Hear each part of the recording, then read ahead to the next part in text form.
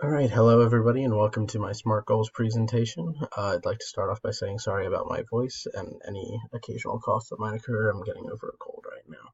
So to start off, just to tell you guys a little bit about the context of my school. So I was teaching in a very rural area and with a very low socioeconomic status among most of my students. Um, on top of that, it was majority white. I did have a few minority students, but it was probably about 80 to 90% white. Also, it was a very small school, so hence the picture of the little schoolhouse. It was very small, only about 250 students between all three grades. And I was in middle school. So the class context itself, like I said, I was in a very small school, so there were only 67 sixth graders, which was the grade level that I was teaching. So the 67 students that were explored in the SMART goals uh, data tracking were all of my students and were all of the sixth grade students for the school. They were ages 11 to 13, most of them right there in that 12 range, late 11 to 12. And all of them were in U.S. History 1 to 1865. So at the time that I was in my placement, we were covering topics like the American Revolution, the New Nation, the first five presidents, westward expansion, and the Civil War. So the two units that were discussed during the time period of this SMART goals assignment, it were westward expansion and the Civil War. So my SMART goal was that by spring break or the end of my placement, 100% of students will make measurable progress in their summary writing through 25-word summary assignments. Measurable progress is defined as increasing by at least 1 mark on the rubric, or 1 mark band on the rubric. So it was a 4-point rubric, 4 being a perfect score, 1 being the worst. Measurable progress was just going up from 1 mark to the next, so like 1 to 2. Collectively, 75% of my students will score a proficient score of 3. So 3 out of 4 or 4 out of 4 on that rubric meant that the student was proficient in summary writing. Any students who scored a 4 on their baseline will maintain that score. So the 3 assessments that I used, they were all 25-word summaries. They just looked at different topics depending on what we covered in that day. So for the sake of um,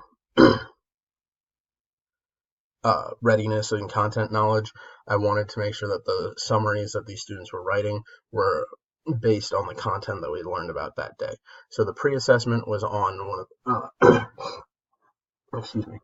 The pre-assessment was on a day where we had conducted an activity. It was a floor mapping activity where I taped a map of the United States on the floor, and we learned about the reasons and the territories that westward expansion moved into. So to start out, all of the students were crammed into the original 13 colonies, and for different reasons, they moved into different areas throughout the United States. And so what they had to do was write a 25-word summary at the end of class of what they learned that day. And so that was the pre-assessment. Then the mid-assessment a couple weeks later, we were looking at a Mexican-American War document-based question essay, and so this was on the day, excuse me, this was written at the end of the day that we were discussing what actually happened in the war, kind of the preface to the documents, the events of the war, and so they had to write a 25-word summary on the events of the Mexican-American War. And that was the mid-assessment. The post-assessment occurred a couple weeks even after that, and this was the only one that occurred in the Civil War unit, where we had covered both Bleeding Kansas and the election of 1860, where Abraham Lincoln was elected, as causes or lead up to the Civil War actually starting. And so they got to choose whether they wanted to write their 25-word summary on Bleeding Kansas or on the election of 1860. So this is what my data show. And the NA columns here and the blue columns here are just students who were either absent or for some reason couldn't finish the assessment. And so on the pre-assessment, you can see that we had a lot of students here in the 2 range, on that cusp of being proficient, but not quite there. I was really impressed by the growth made by my classes, because as you can see here, we have more than 20 4s and more than 23s by the time they got to the end of these assessments. And so it was really impressive. One of my favorite things was that I could see here that there was a 25% increase in the number of students who received a 4 on their on their assessment. And so that was a huge jump. I was also really proud of the students who we originally had 20% of students or 11 students receiving a 1, and that number dropped to only 5%. And so there were only 5% of students who still seemed not to be able to write any semblance of a summary. So this is that kind of that same data, but it's broken down into the proficiencies rather than the individual scores. And so here at the pre-assessment, you can see about 35% of students were not proficient. Excuse me. About 35% of students were not proficient on the pre-assessment. That number dropped all the way down to 12% on the post-assessment, and the percentage of students who were proficient was up to,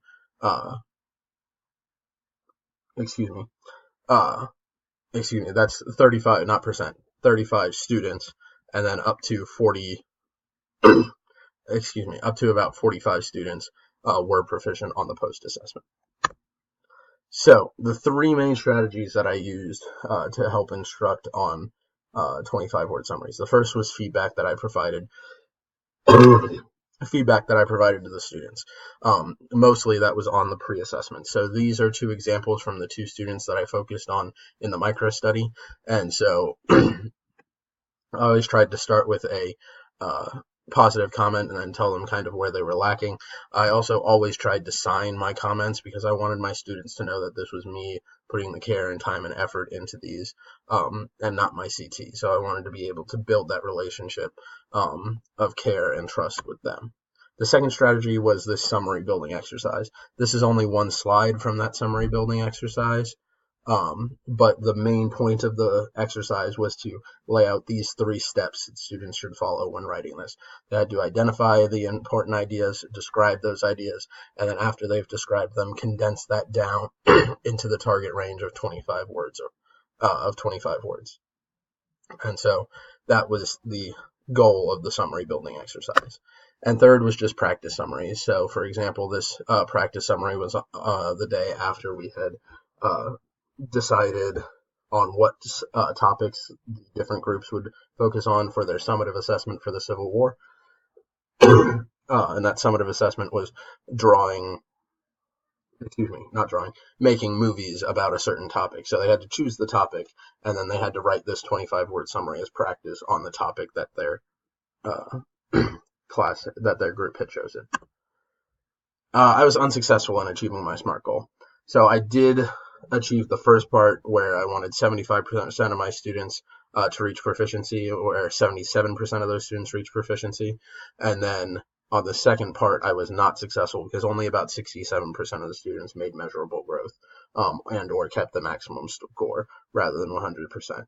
Coming into this, I would have expected that to be the opposite. I would have expected to reach the measurable growth part and to miss the 75%. But that's all right. So the micro study. Student 3 was the first student that I explored. She scored a 1 on her pre-assessment, but was able to get that up to a 4 on her post-assessment. And then student 7 also started a 1 and was able to get it up to a 3. And so the 2 big differences that I did with these 2 students that I didn't do with others was, 1, I was helping a lot more one-on-one when they were actually writing their summaries, and 2, I gave them this worksheet to help them work through their summaries when they were writing them.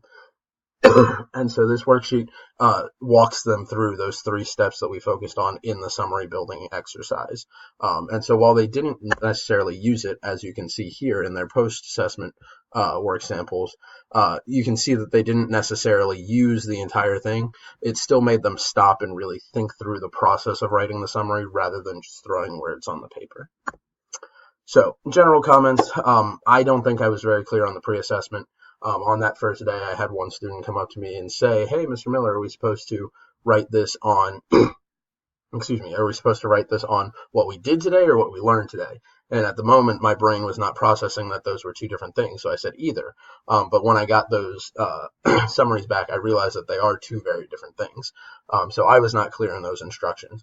Also, there was very clear growth as a whole, but I felt like some students slipped through the cracks, as I had those 3 students who had negative growth, and still more who did not make any growth, who just stayed where they were.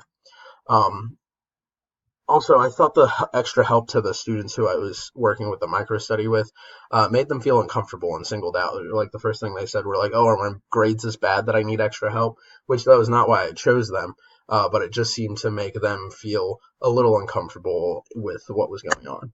And so, in reflection, this taught me a lot about the values and difficulties of tracking data. And so, I always kind of inherently knew the values of tracking data, but this really put a clear image of my head of what it's like and how difficult it is to actually do it. Also, I realized that simple assignments are sometimes the most telling. So this was a very simple assignment, but I was able to assess their summary writing, their summary building, their writing, and their content knowledge all in 25 words.